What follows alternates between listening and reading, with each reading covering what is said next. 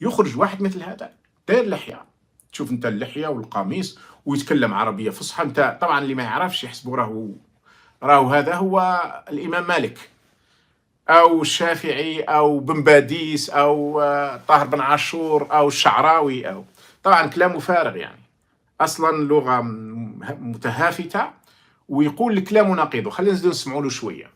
ما كنت حاب نوقف، لكن والله خلينا نكملوا معاه شويه باش ما نزيدش نشدكم كثير. نقف سدا منيعا في اوجه هؤلاء.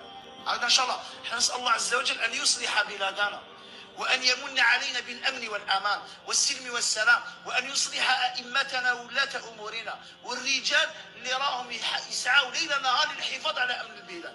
ومن الفوق احنا قاعدين نطالبوا حقوقنا، ونوجه رسالة إلى كل كاين شرفاء في البلاد، كاين ناس يخافوا ربي، كاين ناس يحبوا الشعب. الشعب هذا لازم يعيش حياة كريمة.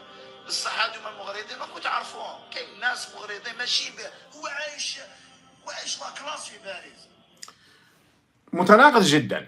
يعترف بالشعب لازم يعيش حياة كريمة، يعترف باللي هذا ولي الأمر كما يسميه هو. طبعا هو ولي خمر، ما عندناش ولي أمر، لكن يسميه هو ولي الأمر، لازم يوفر ولازم يعترف بهذا كله.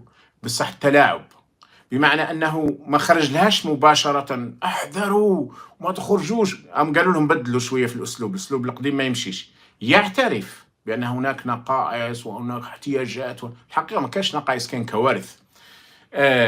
يعترف بكل هذا